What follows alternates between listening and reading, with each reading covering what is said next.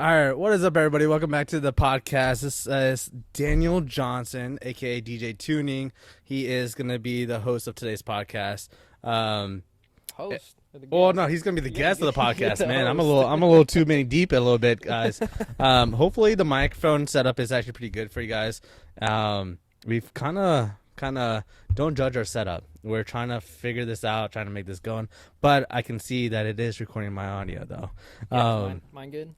Yeah. You hear mine? You see mine Yeah. on there? Yeah, I see your speak. Speak. Yeah. So, I mean, try to keep it close to you a little bit. Yeah. Get a little closer. Yeah. All right. And as our neighbor in the back is fucking vacuuming. But again, all right, so welcome back to the podcast. Again, this podcast is every Friday at 3 p.m. Central Time. And again, this is my best friend, Daniel. We grew up together, went to high school together. He's helped me out. He's been a big part of that BMW E46 journey, as you guys are aware.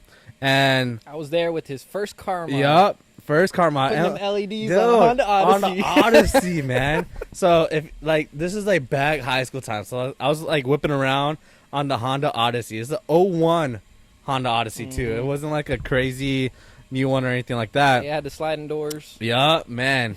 Hey, man, it's like more doors for more. But again, so this was the Odyssey, and the first mod we ever did to it was we added some DRL lights. So like we loved the look of the Audi, how it had the DRL lights. That's when they first started doing yeah. that stuff. And then so I was like, you know what? I was like, Daniel. It's like he helped me out with it. So we started. Went to AutoZone, picked up them LED lights, the stickers, put them on there, and wired them into, I don't know, your headphone. Gotta get a little closer to it. We wired them into your park lights or something like that. Oh yeah, it was pretty cool. It was pretty interesting. It was funny because like everywhere we would go with the family, everyone would always like think it's like an Audi in the back, but it's not. It's just a freaking minivan. But moving forward, as time progressed, as we got older, our bill just got more expensive. It just grew. So Daniel helped me out with. He was a big part of that project. The BMW E46, as you guys seen in the builds, it was a 2001 325 Ci wide body kit, and we did an LS swap with the single jingle turbo. The car is capable of making 1200 to the wheels, but we had it tuned to 700 just to keep it safe, and because it's to the rear wheels. Didn't want to do anything crazy with it, but the car drove amazing. It drove great. And moving forward now, you have a BMW. Yeah, he got rid of his. So I did. I bought one since I've swapped so many BMWs now. What, 2? 2? Yeah. Yeah. So bought the E30 just because I wanted a cool classic car, and took it home. Got a dropout from a 2014 Camaro LS3 with the TR6060, and just had some parts that came with the car. They weren't really great, so had to go through a few different swap parts till I found the combination that I liked the most, and that's what I got in there right now. Well, or don't have in there right now because the engine blew up a couple weeks ago. How'd it blow? Through a rod. Oh my god! Spun a bearing. It was then crazy. Threw a rod. Well, spun a bearing. Then the piston started hitting the head, hit the valves, dropped the valves, locked the motor up, threw the rod. Nothing in the engine is usable anymore. Sad story. I know. It's like the car. So I guess after he first got it running, then we took it out to Texas 2K, which was in Houston, Texas, right? Mm-hmm. Well, first before that, I got it running. See, I got the car in beginning of December and was driving it beginning of February. Yeah, that's true. I did the swap in 2 months. The fastest build he's done. But the interior was just garbage. The suspension was all stock. The brakes were doo-doo. So I spent the next 6 months really kind of dialing things in, got power steering working, put the hood on it, all this other stuff. And in September, took it to LS Fest all the way in Kentucky. So drove, was it 12 hours there and 12 hours back? So many miles, and it's just such a good feeling when you just get something put all together and take it on a big road trip like that. Oh, absolutely. So then, yeah, at the beginning of the year, we went to Texas 2K Uh-huh. down in Houston with a bunch of other friends. A couple of their cars. Oh my That was God. a lot of fun. That was also a lot of fun because we got one of the cars done just Nick of moments time, yep. before Texas 2K. I mean, we had gotten everything done, and on the drive over to my house, just small drive, so we could put it on the lift and put headers and stuff on it. He was like, "Man, the brakes didn't feel very good," so I asked him to pump it, and then I hear psh, psh, psh, under the engine bay. One of the brake lines is broke, and we're just like, "Oh, this is it. It's not going." Uh-huh. And then I remembered I had parts from my E30 swap for connecting the clutch together. Just a union. We hooked that thing back together and drove that thing all the way to Houston and Oh back. yeah, and they drove fine. Yeah. The only problem that I guess that we had during that journey was, first off, you were on like what 4 hours of sleep too. Yeah, we didn't have Yeah. any sleep. I had an interview the morning before for the job that I got now. Just And then, but all you guys had 4 hours of sleep roughly, and then I was sleeping like a baby, and I just met up at Daniel's dad's house, and then we just went, and then the only problem we ever faced during that journey of travel was Oscar's car. Always the belt was slipping. yeah. His supercharger Yeah, belt. his supercharger belt would slip and then would knock it off the track. And so we have to pull over. Every time a stinking Scat Pack drove by, we'd have to Yep. pull over because Oscar couldn't control himself.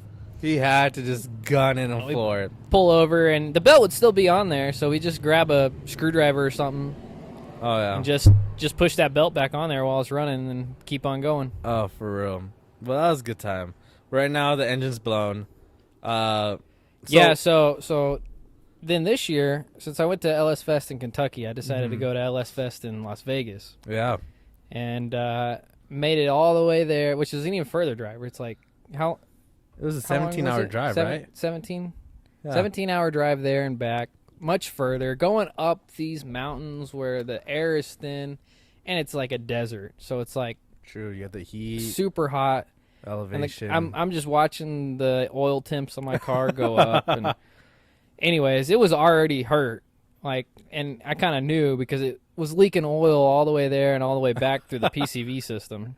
Jeez. So there's just way too much crankcase pressure. And I thought it had something to do with the oil pan, but it didn't. 5 out of the 8 pistons were broken. And by some miracle, made it all the way there and all the way back. This is to Las before the Vegas. rebuild or after the rebuild? This is before the rebuild. Okay.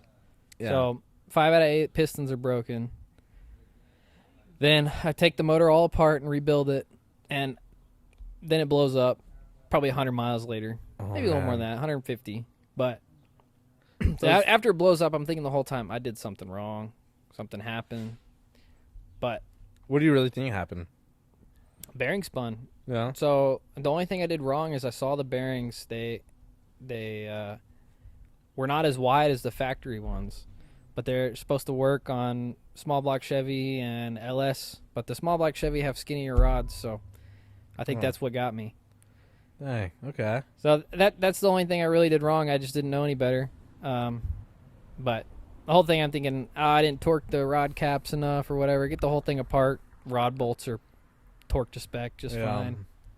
But you guys will see, like, we'll probably put up some pictures here, or you guys will see the next video of the motor going back into the BMW. Whenever I went over to Daniel's house, dude, you see the 2 holes on both sides of the block that are just obliterated. Plus, I seen the piston that was on the floor. That was just shredded. Oh, it was a box to hold all the parts of the piston and It was crazy. the rod and the wrist pin. And yeah. So, what made you want to do this E30 build? Like, why the E30? So I talked about that a little bit earlier. So I just wanted a cool classic car, and I always liked the E30s. One of my best friends, who's my roommate now, he had an E30 in high school, and that was before he had his driver's license. So he would have me come over to his house, and we'd get in there and rip it, and I'd rip it around a corner, and that car was a lot of fun. That was just stock, and so I always wanted a E30. I think they're good looking cars. Well, good stance and whatnot. absolutely. Like Javier also has a BMW too. It's like a BMW fan club. He's just hiding back there. He's just hiding. Javier is a big supporter of the whole project. Oh He's my got gosh. 2 E28s of his own. He used to have an E30. Yeah. Uh, Still has it, right? not the E30. He's got 2 E28. Yeah. But The he fi- doesn't have the E30. Don't you have a anymore. 5 Series too? Yeah, it's E28. That's an E20. Oh, okay. Yeah. Dang. Yeah. Crazy. And that car's nice and comfortable, and it's got the captain seats and. Oh yeah. It's like So what's the plan with the E30? Like, where do you see it being it fully done? Well, I mean, cause like okay, so let's like talk a little bit about it because we haven't really recorded a lot of footage on the BMW. So as of right now, it's an E30 coupe. It has a Mini Cooper sunroof. Mm-hmm. It's red. It's beautiful red. Really beautiful paint job already on it. That's not factory, right? Or No, it's been repainted. It was originally this really nice BMW gray. Yeah. Javier was over here. He could tell you the exact code specification of what color gray it was. And then But it had been repainted by the guy that I bought it from. So the guy that I bought it from was a body shop guy, and he's the one that installed the Mini Cooper sunroof, which is something that I never would have done, never would have even thought of. yeah. But it's an awesome mod. It does need some work. I do need to take it out and modify. But it cut was some done really places nice though. and put it back together. But the paint job has some places here and there that need to be touched up. So Yeah.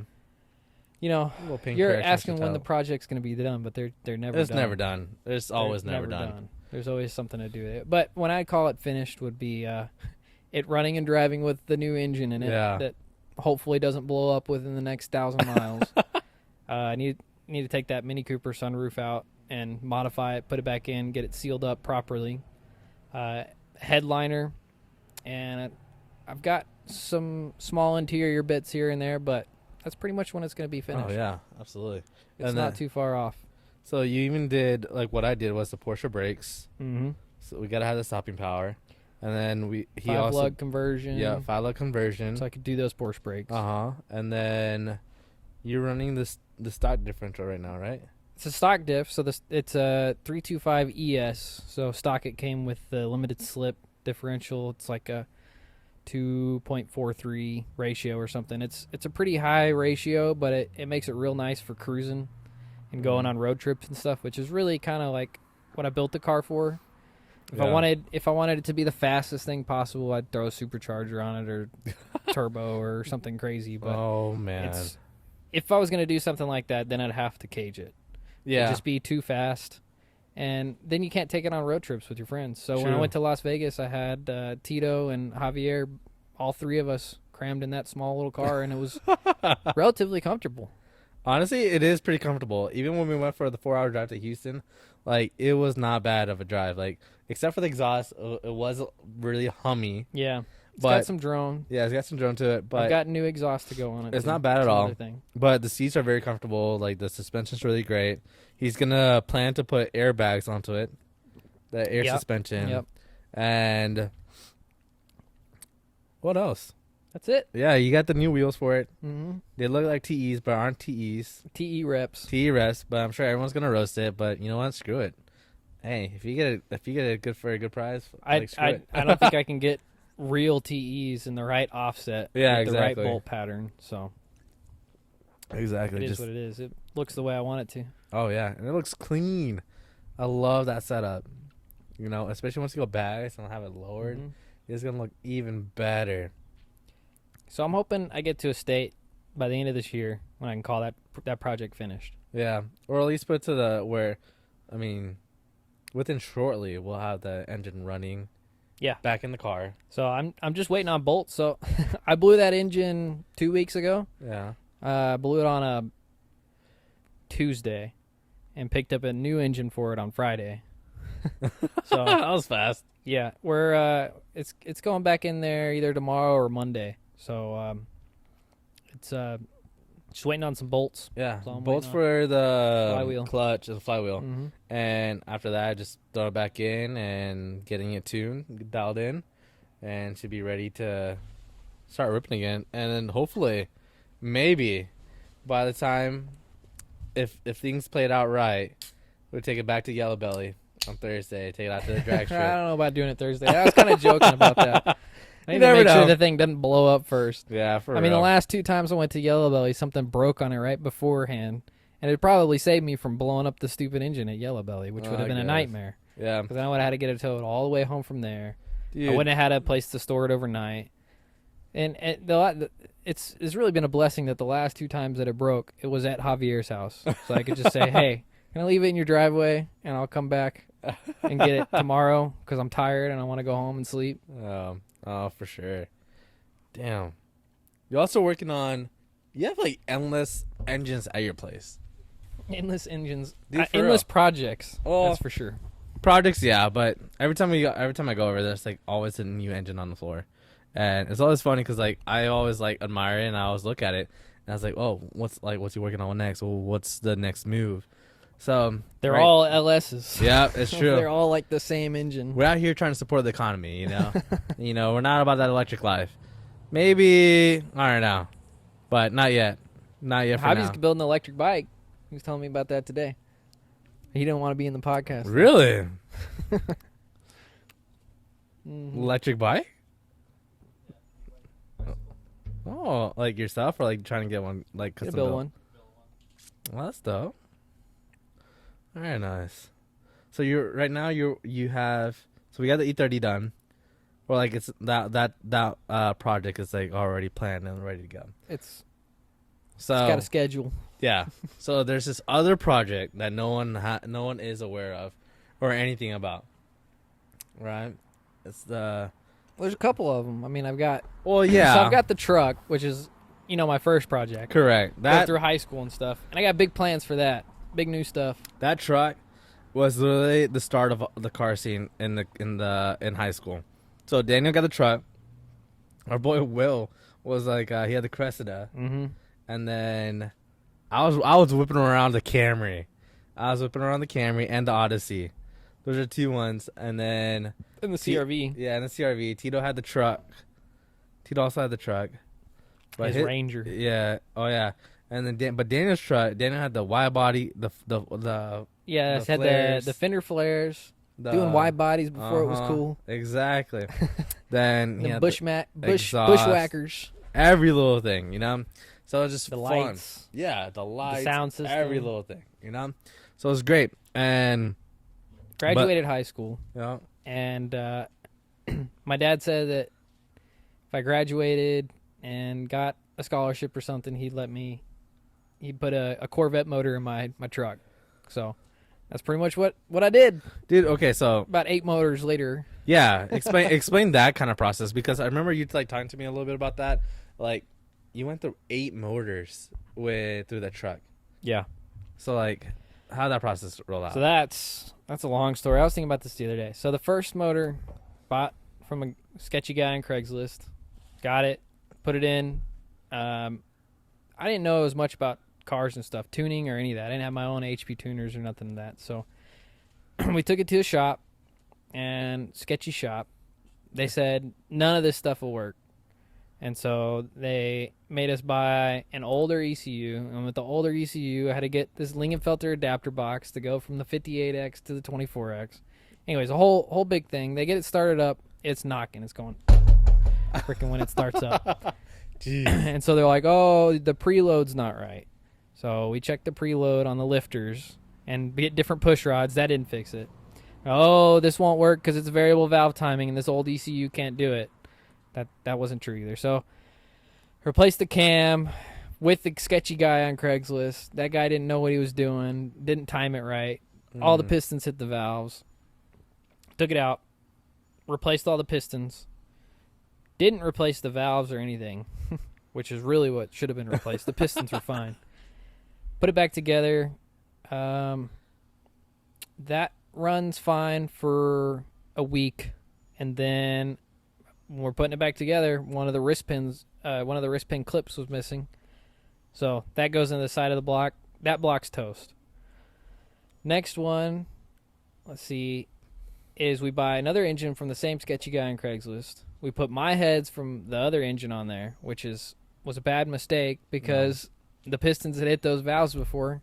That runs for a good while, probably 3-4 months. And then just randomly out of the blue, wasn't even pushing it, just drops a valve right into the cylinder. I still had the piston with the valve sitting sideways in it. Damn. It's a trophy. It's a cool story. Luckily, that didn't hurt the block at all. So I just got it rehoned and whatnot and put together. But the machine shop that put it together, the rod that I had was damaged from that valve dropping. So the piston and rod were stiff. They weren't rotating together very good. So that one kind of scratched the cylinder walls. And that one I just took out. And I said, 6.0s, they're just not working for me right now. They're too expensive. Every time I got to get a new one, it's like $3,000. Oh, yeah. So just set this off to the side for now. And I'll go get a 5.3 from the junkyard. Yeah. Well, actually, no. I said I'd go get a 4.8 from the junkyard, which was $250. Yeah. Go to the junkyard, pick it up, take it home, pull it apart, because I'm going to build the whole thing. Because by this time, I'd already put the turbo on it. And I take it apart, and it's a 5.3. It's got the dish pistons. I was like, oh, these guys, it says 4.8/5.3 in the block. They say whatever, it doesn't matter. Yeah. Just give them a motor. Damn. $250. All that those motors cost. Came with everything. Yeah. Oil pan all the way to the intake. You had that happen to you like multiple times too. The 4.8 to 5.3, yeah. Yeah. So I had to buy another engine just to. I really only needed covers and whatnot. So I was like, okay, I'll ask for another 4.8 because I just need the covers. Because I had another engine to put all these parts on. Yeah. It was and it was a 5.3 again. Yeah. Whenever he was like telling me, whenever we were building the motor for the E46, we got the motor from the junkyard, and he was like telling me just get a 4.8. They'll give you a 5.3. They'll give you a 5.3, but I was a little chicken, and I just was like, hey, give me a 5.3. But even if they don't, the 4.8's still good. Yeah, I mean, still like it was like what $350 for that motor. It's not much more. Crazy expensive. But I mean, now 5.3. Now you kind of stop with the 5.3 a little bit and doing 6.0s. I'm doing 6.2s. 6.2s, but it's just because I have money now. So, anyways, I get that 5.3. I build that from bottom to top. I did stuff I probably didn't need to do. I put ARP rod bolts in it, ARP head bolts, dual roller chain, Morel lifters, chromoly push rods, trunnion upgrade, just everything. Oh. That engine lasted a long time with me beating on it a lot. But the problem I had is right when I put that engine back together, I could hear a tick, tick, tick, tick, tick, tick. And I was like, oh, come on. So I took the whole thing apart. I think it is preload on the lifter. I had to check them all, put them back together. But when I was checking the valve lash, every time I take those new rocker arms off, it's because I did the trunnion upgrade. Every time I take them off, it was so hard to get those loose. So I was like, man, these are put on too tight. So I didn't put them on tight enough. And that damaged the cam. And eventually one of those got loose, and it just slapped around and damaged the cam and whatnot. Oh, so had to rebuild that one. So yeah, I don't know how many rebuilds we're up to on that one. But anyways, that worked for a little bit. And then when I rebuilt it, I didn't have any money to my name at the time. So I just put together parts that I had, and I didn't have a new cam, so I just hit it with some sandpaper. And that only lasted a month. That didn't last very long. And I probably knew that was going to work. So I said, I don't have any money right now. I'm just going to put this at my grandparents' place for a little while and come back to it. And then after I graduated 6 months later, I came back to it. And it needed a couple things. It needed new heads because it had Castech heads. And people who know things about 5.3s and LSs know that the Castech heads will crack and they'll start leaking coolant into the crankcase. Oh, wow. So anyways, a buddy of mine had recently got a bunch of random parts, and I just came over to his house and he gave them to me. So that was pretty nice. And that's what it has on there now with dual valve springs, just the whole 9 yards, and that thing's bulletproof. I get in that truck and just peg it off the rev limiter. Dude, I still remember the time when you still had the scrap metal from the catalog in the back of that truck bed. Dude, I was more worried for my life than no other time. Literally, Daniel's whipping this truck left and right, drifting in every little thing with like what 500 or something pounds of Yeah. metal That's how much it was, yeah. in the truck bed that could, like, if he just brakes, that shit could just come through the glass. But it But was fine though. it was fine though. I mean, we survived. We're good. Bro, just like a cool little experience. Like, that truck's been through a lot. It's been what? It's about to be almost 10 years. Since I had it, yeah. I mean, I got it like 2013. Yeah, Yeah. I mean, it's 10 years. 10 years. 10 years for sure. It's crazy. But that truck's I mean, been so through a I mean, lot. I've had that. I haven't had it, but it was my dad's truck that he gave me when I needed my first car. Yeah. And Back we had in high had that since basically I was born. So I know. it's got a lot of sentimental value. I've got memories of going to my grandparents and Yeah. first time I knew I was allergic to cats was we brought a cat home on an hour and a half drive, and by the end my eyes were swollen shut. Jeez. Yeah, So, you lots can't get rid of that truck. Lots of good memories in the truck. Even if it's dead, there'll be a way to revive it. Always. So even with it being 800 horsepower, it's crazy because, like, even what's it currently have right now? Right now, About what, 455? yeah, probably 455. That truck doesn't have a whole lot. That truck slides real fast. The disappointing part about it is being the 5.3 and putting the sloppy stage 2 cam in it. It just really doesn't have any low end torque. Yeah. It's got the high end horsepower once that turbo kicks in, but just driving around town and stuff, it's a little sluggish until you get into boost. Yeah. So. Well, once it gets in the boost, it just goes. Mhm. And, like, what I still remember it. Well, like, Daniel's just trying to shift gears, and, like, his transmission's not letting him shift. Yeah. The third gear synchro is just hosed. Yeah. Like I can't even get into third gear just like driving normally. I got to rev match it before I go in there. So that's from all the racing I've done with it. Yeah, a lot of street racing, a lot of racing. But you're also building another 6.2 to Another go one? Well, I got the one for the E30. the LS3 to go into a very specific car. That's not an LS3. So that's a 5.3 actually. It is, But it's the one that's going in the Mercedes. Yeah. Mercedes. Yeah, that's a 5.3. Oh wow. I could get the 6.2, but they're more expensive. But the 5.3, so it's a specific 5.3. It's the L83, which is the Gen 5 motor. So it's technically not even LS. It's a LT motor. Mm. So it those motors are just slept on. Yeah. You get the motor and transmission. So I bought the motor and transmission for $1,800. Damn. It's the 5.3 with the 8L90 transmission. The 8L90 transmission is the better one to get. You don't want the 6-speed, the 6L80, because the 6L80 is just like the 4L60. It's made of glass. The 8L90 is the good one. It's like the 4L80. So it's got this beefy transmission. It's got the 5.3, maybe turbo and supercharged in the future. But yeah, it's going in my 2013 Mercedes C250. Dang. Yep. It's what year is this Mercedes again? 2013. 2013, right? And again, this Benz, it's nice. It's black. It's a coupe. It's a 250. It was a factory is 4-cylinder, right? Factory 4-cylinder turbo. Yeah.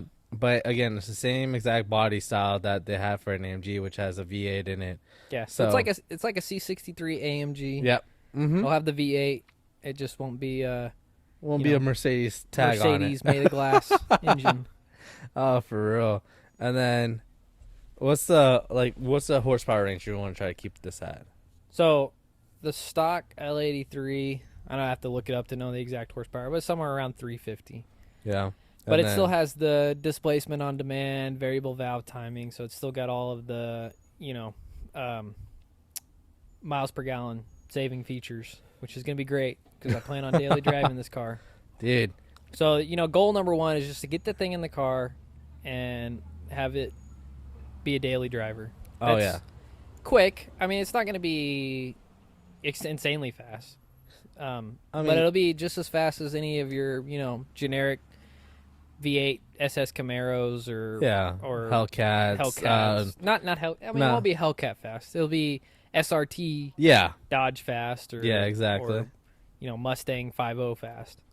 That's the cool part. And then, future will be more power, of course. So, depending on how much room I have, I like turbos just because of the way they spool.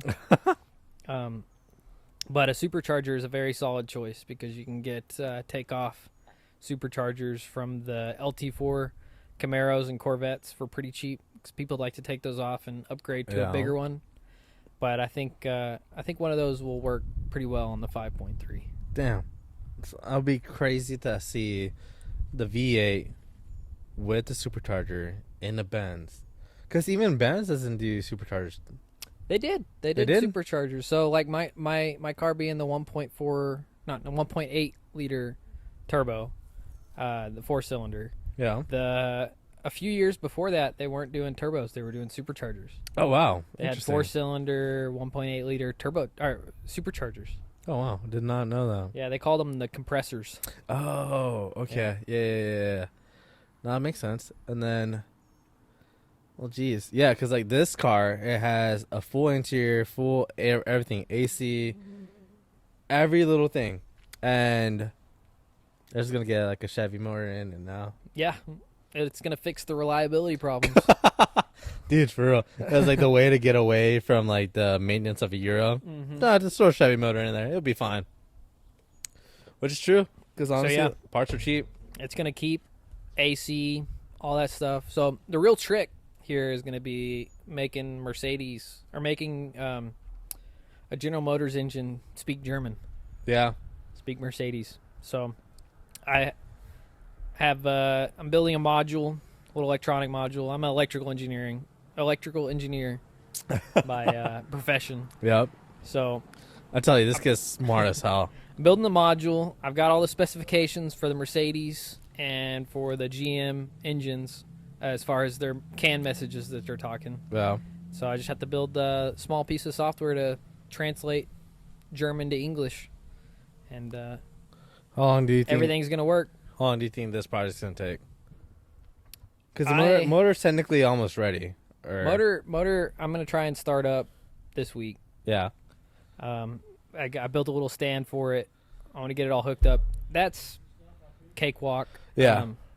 Putting it in there, I think, is also going to be pretty easy to build some motor mounts and some transmission mounts. But it's pretty much all the stuff I had to do for the E30 anyway. Yeah. So that'll take a little bit. Shouldn't be too bad. Making everything work, probably 6 months. Yeah. Oh, Let's communicate properly, stuff like just that. everything working perfect. But goal is to have it running and driving in 2 months, just like the E30. Yeah. Which I think will be easier. Doable. It's doable. And then maybe I can take it on a road trip. Yeah, but road trip with the AC first, because like, dude, this Texas heat is like no joke. If you road trip at night, it's not bad. It's not. Just throw the windows down to be okay. So, you still get the breeze.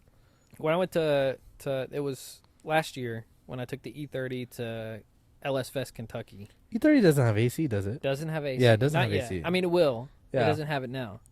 But when I took it to Kentucky, no AC, of course.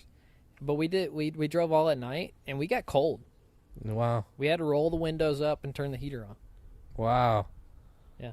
Damn. It gets cold at night. Yeah, even when we went to Houston for LS Fest, it got cold. It got cold. But that was like April or something, right? Yeah. So it wasn't too hot outside Yeah. to begin with. It's true. But September, that's like right at the end of summer. It was hot during the day, but at night it was nice to drive. So LS Fest is coming back up in September in Kentucky, right? Yep. Do you think E30 is going to make it out? E30, I think it could easily. I'd already taken the E30 to LS Fest, Kentucky, so Yeah. I don't think I need to do that again. Yeah, that's true. But if I can get the Mercedes done in the 2 months like I want to, then That'll be a showstopper for sure. Then I'd love to take that out to LS Fest, Kentucky. Dude, even if you can just get it just running with the motor in it and driving, like being able to drive with the drive shaft and all that stuff, you're going to keep the Benz rear-wheel drive, right? Yeah, of course. And then, so, yeah. I think... There's not a whole lot to it. Slap the engine in, Yeah. make sure it turns on, make sure it shifts, connect the drive shaft, and do you think the engine tunnel is going to be okay with that transmission? Yeah.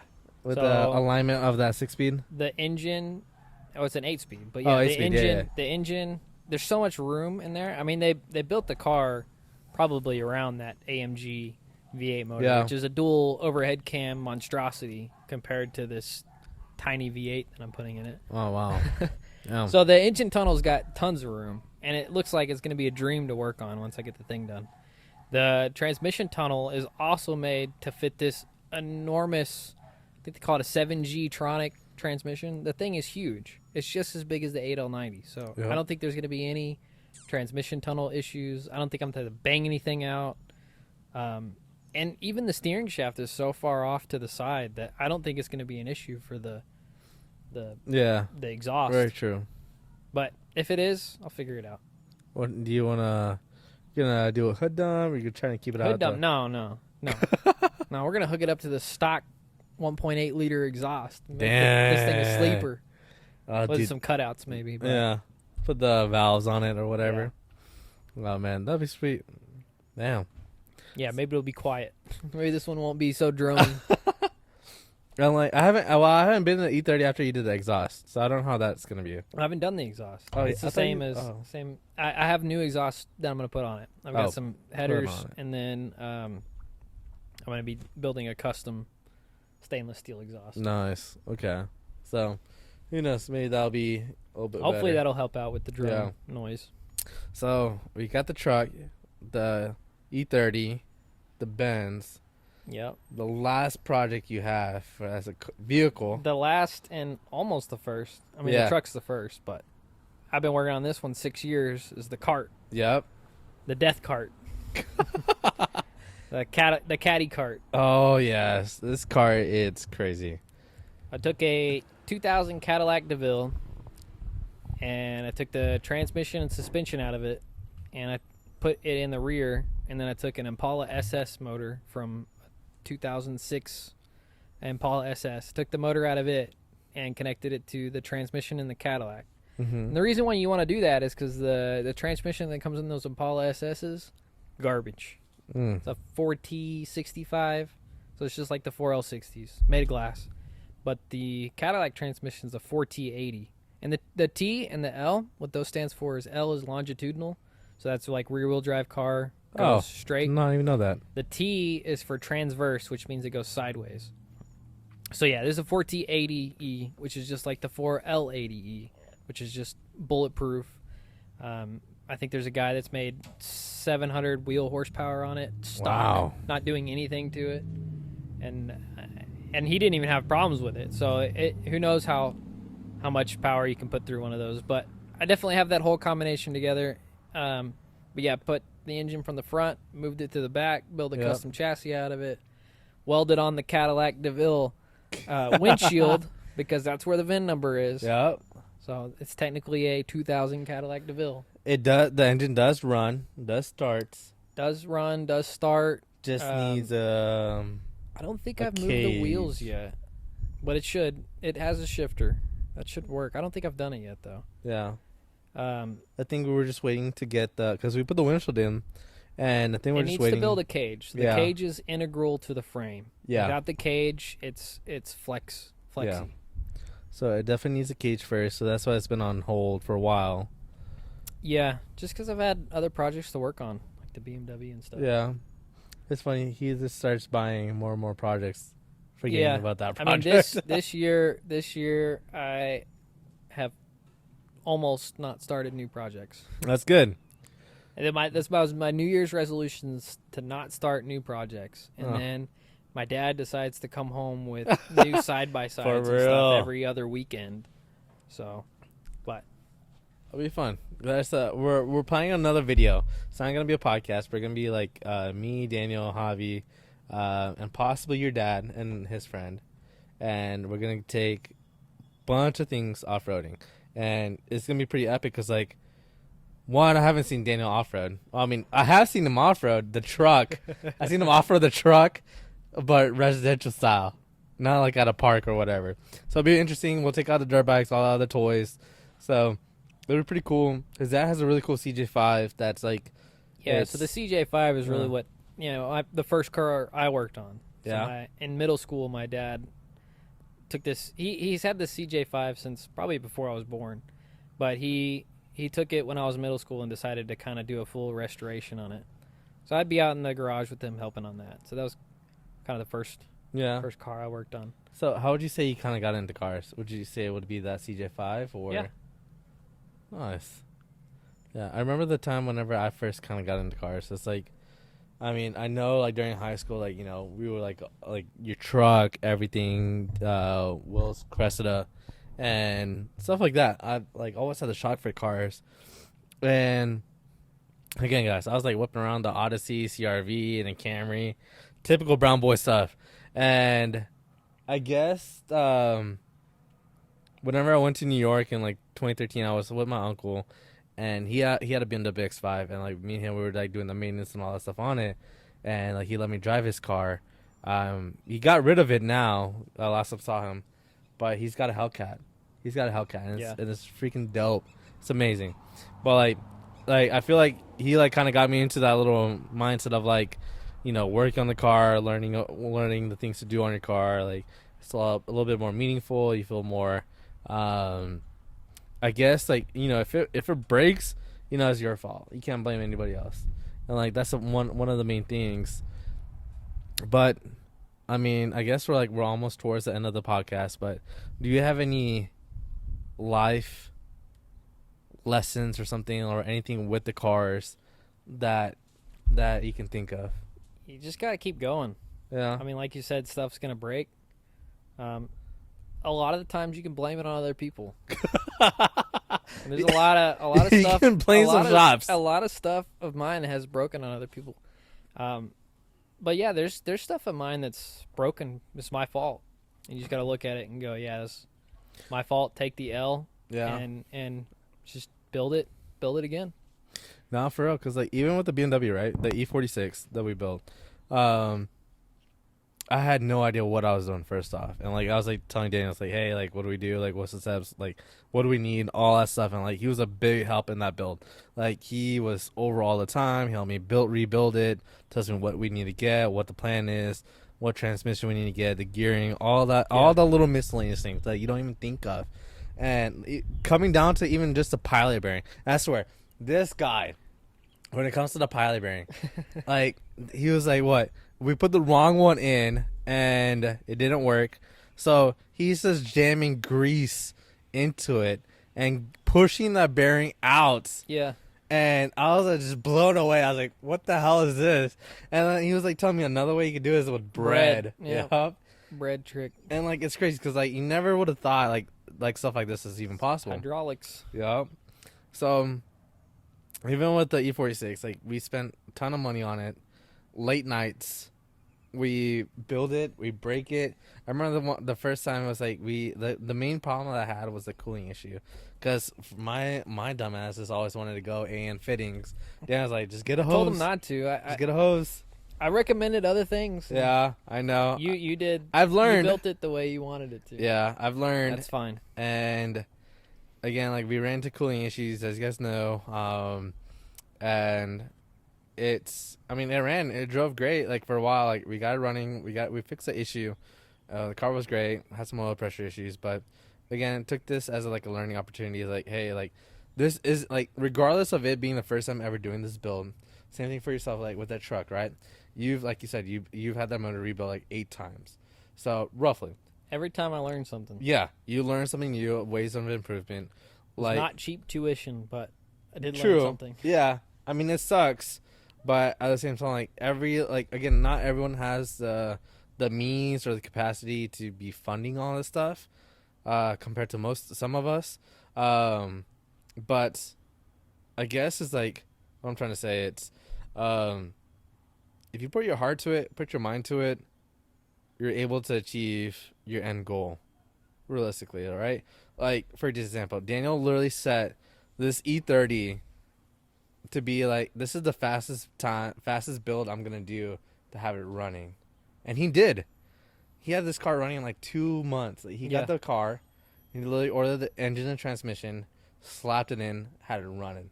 Probably had it running in a month. Yeah, but I had it driving in 2 months. True, correct, yeah. So I mean, compared to all the other builds, I mean that's definitely fucking fast. Um, And that just comes down to experience. I mean, you don't have to set ridiculous timelines yeah, for yourself. I think the hardest thing for people to do is get the motivation to work on stuff. yeah. And the reason I say that is because People are scared to break no, stuff too. I mean I have the same problem getting motivation to work on stuff. Yeah, The way I've been able to motivate myself to get things accomplished and get things done is to set deadlines for yourself. So, if there's an event or something that you want to go to, set yourself a deadline saying, "I want to make that event," and then that's going to push you hard to make those deadlines, and you're going to have to do things that you wouldn't do if you didn't have a deadline. So, working on the E30, I was driving all the way to Summit in Arlington. That was like an hour and a half drive just to get, a bolt, like one bolt or something. true. Or actually, what I drove there for was a power steering pulley. I drove all the way there just to get a power steering pulley and go all the way back. And then 2 days later, I drove basically all the way the same direction to this junkyard that said they had like 10 E30s when they didn't have a single one in the yard. They had one E30 door, and just to get a window regulator so that the window could roll up and down, because I didn't have AC and I didn't want to be sweating in the car True. with no windows down. So it'll just make you do things that you wouldn't do. Normally, you just be like, oh, I'll just order that, and then I'll wait a week. And then you wait a week, you get the new part. It doesn't you work. order another one. It doesn't work, or you need another part after Correct, that yeah. one. You wait a week, you go get it. When you have a deadline and you're like, man, this is a week away, I got to go get this thing now because I know there's going to be something else that comes up next. Yeah. And you're just going to go out of your way to get the part as fast as possible. True. Luckily, we have the store like something like that. Summit, Smiley's, High Performance World in Garland, AutoZone. AutoZone Came in clutch. Riley's, Dude. Cross-referencing parts, just Dude, trying to see what will work, what won't, how can you get by. You can get almost every GM part from AutoZone, to be honest. Oh, Texas 2K Yeah. even that one was the week before I was like, oh yeah, we're just gonna go. My car is sorted, nothing wrong with it. And then of course he's stress testing it. Of course, I'm not even stress testing. I was just driving through a freaking intersection, and both axles explode. So I buy a new axle because I only thought one exploded. And put it on, and then realized the other one's messed up.